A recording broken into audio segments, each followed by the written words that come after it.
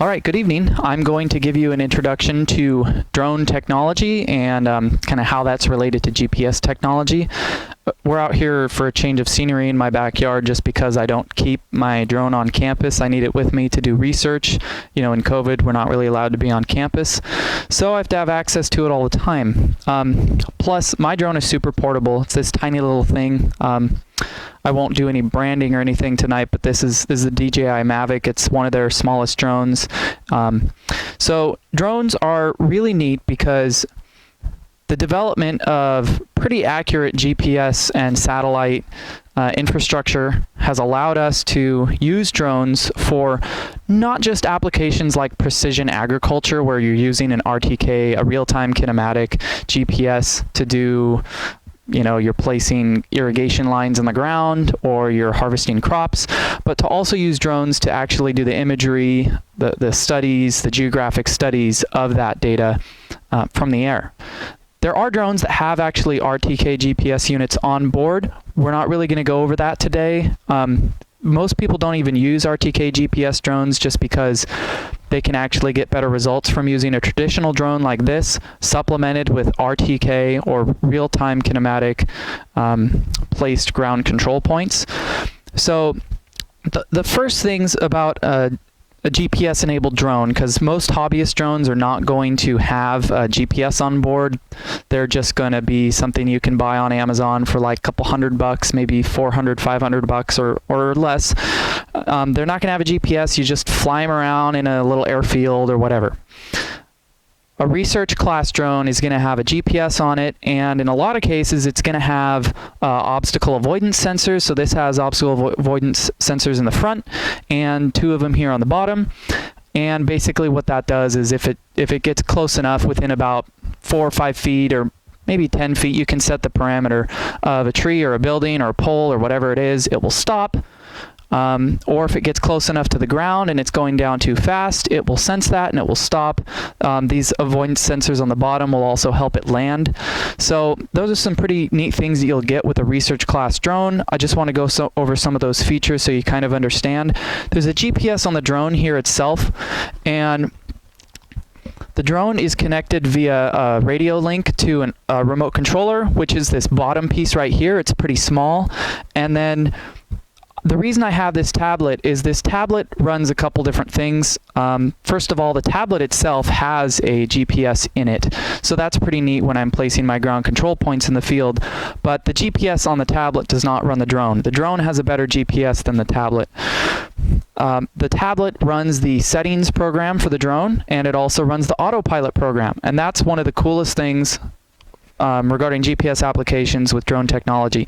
So what I can do, and I'll show you this in a second on the actual tablet itself, is I can go in here and load the imagery of the site. So let's say just the Google Earth imagery, some existing imagery or map of the site that I want to map with the drone, and I can create a grid of the flight, so it actually shows the lines of the flight, and you'll see that soon. And once I've loaded that flight and mapped it all out, I decide, okay, how much overlap of the photos do I want? It does all of that automatically. What camera angle? Sometimes it's good to get perfectly orthogonal straight down. Sometimes you want a camera angle perhaps like 70 or 75 degrees, so you can kind of shoot under the canopy, and maybe you're trying to create a good image of the canopy, or you're creating a 3D model of a building. You want a really good model of all of the recesses of the windows, many different applications there. You load all of those settings in here, and then once you're out in the field, what you're going to do is you'll turn on the drone. This is all turned on the transmitter and the tablet itself. You'll then turn on the drone. You upload the mission to the drone, and that way, if during the flight your tablet or let's just say your tablet becomes disconnected from the drone, you'll still have RC control, so you can control it. But if your tablet becomes disconnected, the drone will be able to still finish its mission. And once the drone takes off in the air, it will take a picture. For some drones, it'll take a picture. This one, I don't like to take a picture because it's not that accurate for landing. But what it does is it takes off before you start your autopilot, and you take off manually, and the drone will then set a waypoint for where it took off from. That way it knows where the home base is. The reason for that is when it finishes its autopilot program, it will automatically start coming back. So let's say your drone is 500 feet away, 600 feet away. It might be a little difficult for you to see which direction it's facing, and you don't want to waste too much time in the air because you don't want your battery to get low. The drone will know that the mission is over. It will turn around and automatically come back home. Another application is if the battery starts to wind down and it gets to the low battery level, this drone will automatically turn around and come back to the home base before the battery dies. You certainly don't want your expensive drone falling out of the sky. So all of that is operated by GPS. Another really neat function about all of this is that on your remote control itself, you're going to have several different settings. On this side, this will switch between normal mode and sport mode, which is all most people are considered with the Mavic, which is actually a racing drone. It'll go about 45 miles an hour.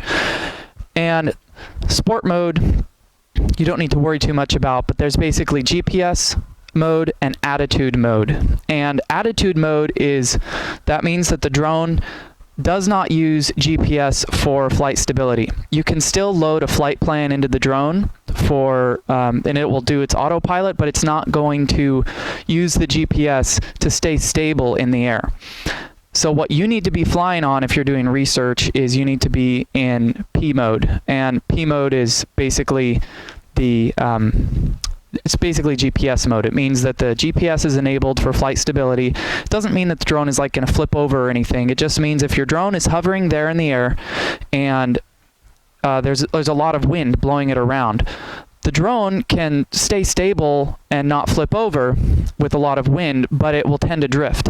If the GPS mode is enabled, P mode is enabled, the drone will stay there in the same spot. You might see it move like maybe a couple inches, but it's not going to move many feet. It's just going to stay there and float in the same spot because it's in the correct mode. So that all has enabled this technology to develop. Another key component to drone technology is the concept of ground control points. And we use an RTK GPS for that. You saw that in another video.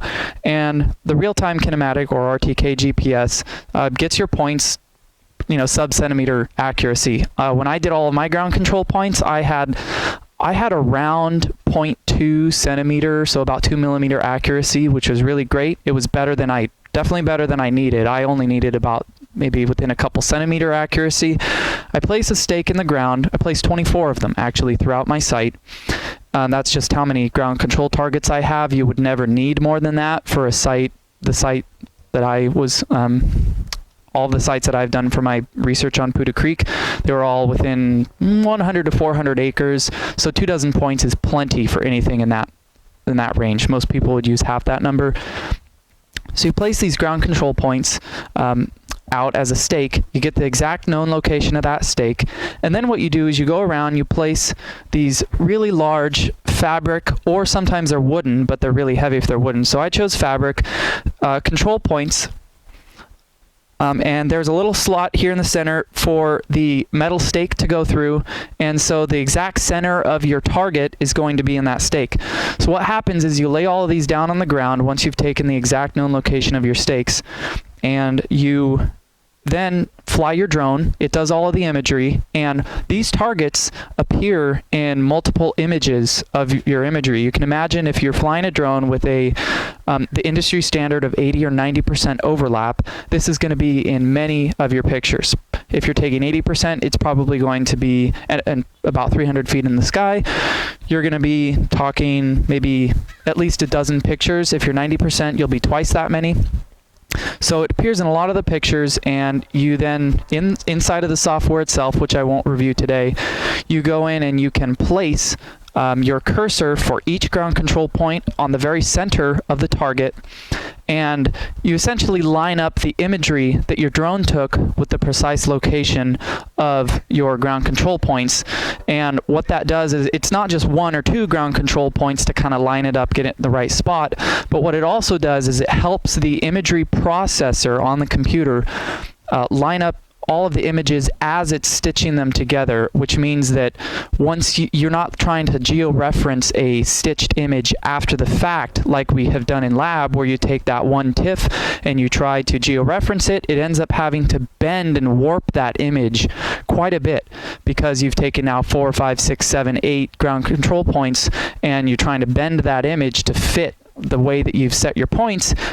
This software stitches all of it together after you've already set your ground control points for individual images. It ends up being incredibly accurate. You know, the drone pixel size, this is an incredibly high resolution camera. It takes 4K video, really high resolution pictures. You'll see a few examples of that later. We're talking pixel size of less than 3 centimeters or so, about 300, 400 feet in the air. One more thing to note regarding the ground control point process and sort of your in the field process when you're using the drone is that the drone does have the GPS on it, and the GPS is integrated into the photography system.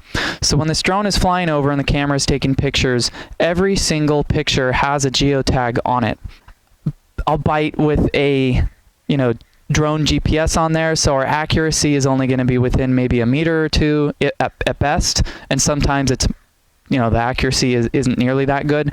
Viewing your images in the tablet as the drone is taking them, they pop up and you can see the drone taking pictures, and you make sure that it's not missing any. You make sure that the picture quality is good, and it shows those as it's taking it along the flight path.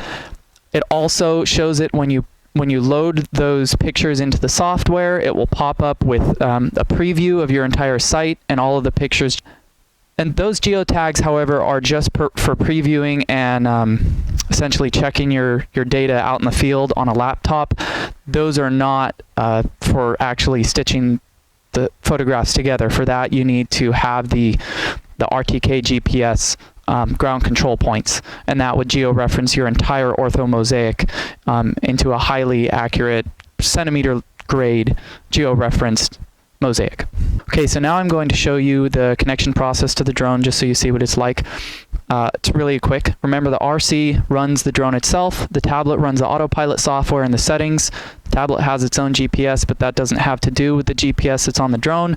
The drone GPS is on board, and that's where all the navigation occurs, okay? So first we'll turn on the RC. Then we'll turn on the drone. And in just 1 second, if the signal is good, the RC will buzz and the two will connect. Then you're able to go in here and you can start your autopilot program, get connected to the drone, good to go.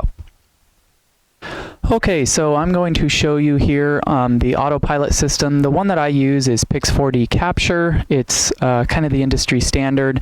Not necessarily something that I am promoting, but it's just one of the main softwares that people use for this type of thing.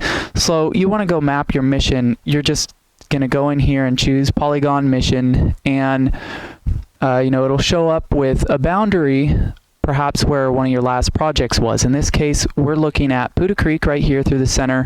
This is Old Davis Road, the railroad tracks to the left, and the Raptor Center right here. We want to do, let's say, this portion of the Buda Creek Riparian Reserve. So you can set the exact boundaries of this. So let's say you only want to do half the site because it's going to take too much battery. And you can change the direction of the flight lines here, just like that. You can go up here to settings for the flight, and it will tell you how fast you want your drone to fly. In this case, we want it to go fast. Camera angle 90 degrees, but you can change that down to about 70. How much overlap you want. If you want 80% overlap, just check this out. 80% overlap, take it down to 70. You'll see there are fewer flight lines. Go up to 90%. You see there are many more flight lines. So we're going to leave that. We're going to leave that at 80. And which direction we want the camera to face? Well, face forward. Doesn't really matter because it's 90 degrees down. And then down here in the lower left, it tells us how long the flight is expected to take. 37 minutes, 30 seconds. That's my drone. That's the Mavic. That's just too long for our drone. You know, you need to adjust your flight plan accordingly so that it can fly it within about 20 minutes, and that gives you enough reserve battery to still get back in time before your battery dies. Gets you down to about 30% battery. So let's just say 17 minutes, and then you can just, if you want to view imagery, you can view imagery this way too, if that helps you out to see natural features. So we'll go ahead and we'll save that. Okay, so let's say that we are ready to go ahead and map an area, and we're all connected and our drone is ready. We go to the project list. We'll open up a project near where we are, in this case in Central Davis, and you go ahead and it shows the drone right there connected. You don't need to know the technical details of setting up the drone, but I'll just show you kind of how this works. This now shows the drone and the location. We're ready to go, so we're going to hit start.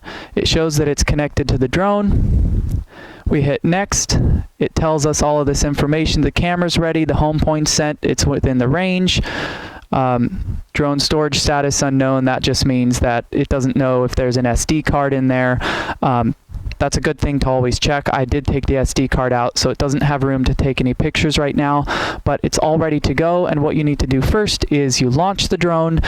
That way, you don't ever want to let it launch itself. It's just not a good idea. So you start the drone, get it in the air, upload the mission to the drone, and then ready to go. So before I go, I just want to do a couple things. That is, I want to tell you that you know, if you're going to get into drones, you need to do it with caution. There are a lot of rules and regulations. You need to become a drone pilot if you're going to do drones for research or commercial work for pay, or any research related with the university. So that's the first important thing, is you need to get educated about it, become a pilot. It's not like an airplane pilot, but it's very similar. You have to go take a test at an airport. You do have to know how to fly your drone. You have to know about all the rules and regulations. You can't fly it in a lot of urban areas. You can't fly it in like City of Davis parks. There's restricted areas on campus and all over the place. Restricted airspace. There are ceilings that you can't fly above, that sort of thing. And then the other thing is just, I want to pitch that getting into drones is a really neat thing to do. You know, it got me excited about doing dissertation work because a lot of the data I was working with was historic, a lot of hours in front of the computer, but even though I'm a geography PhD student, I can still get out in the field and do really, really neat work, neat field work, because I'm using a drone to collect a lot of really neat imagery and create elevation models, and it's enabled me to answer a lot of questions I never thought I'd even be able to ask. So it's a really, really cool thing to get into with drones. Happy to answer any questions. There's a lot of information online. Just make sure that you're careful and have fun.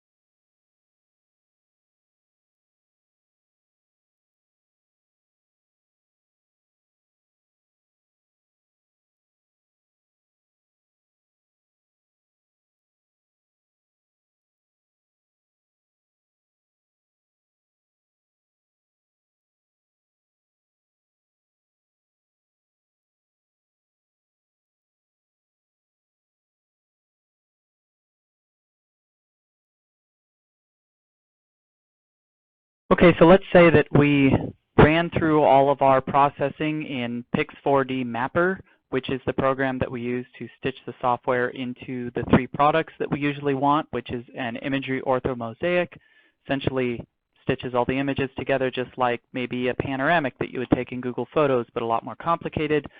You've done all your ground control points, so it's accurately georeferenced to within maybe a centimeter or 2. And you have your elevation model, which is also called the digital terrain model, and that's just the ground itself, doesn't include any vegetation. And then you have a digital surface model, and that includes the vegetation on it. We're not going to show you the digital terrain model or basic elevation model today. Looks very similar to the surface model. It's very simple since Pix4D Mapper does all that georeferencing automatically using your ground control points. We're just going to go to Arc Catalog here in ArcGIS Pro. We've made the folder connection. First, I'm going to add the mosaic itself.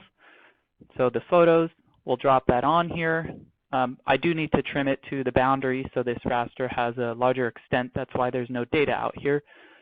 So this is an untrimmed transparent mosaic. And this imagery actually, since it was georeferenced using RTK GPS, is going to be more accurate than Google Earth imagery, which is only accurate to within about 1 meter. So we're actually comparing the Google Earth imagery to the georeferenced mosaic here.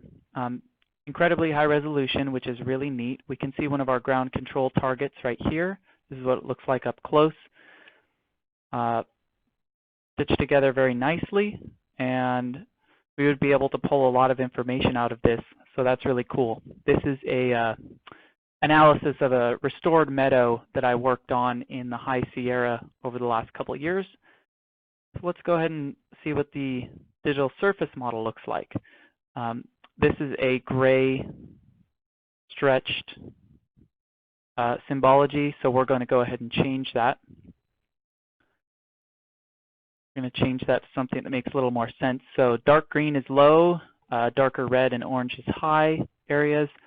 And these blotches that you can see are higher, those are the trees. And this surface model, I ran it on pretty low parameters, so this particular surface model is not very good. And this could be incorporated into the orthomosaic. I won't go through all of those very fancy products from Pix4D Mapper, but this just gives you an idea of what the elevation model might look like with a little bit of complication, from the vegetation on the surface. And in the meadow here itself, you can see some of the areas where there are bushes. So if we were to deselect this, you could see there's some willows like in this little grove. And then there are lower areas where the stream channel itself is there towards the center. And then that stream channel starts to become more incised at the lower end of the meadow as the vegetation tapers off. So those are what the products look like that you get out of running highly accurate georeferenced drone imagery.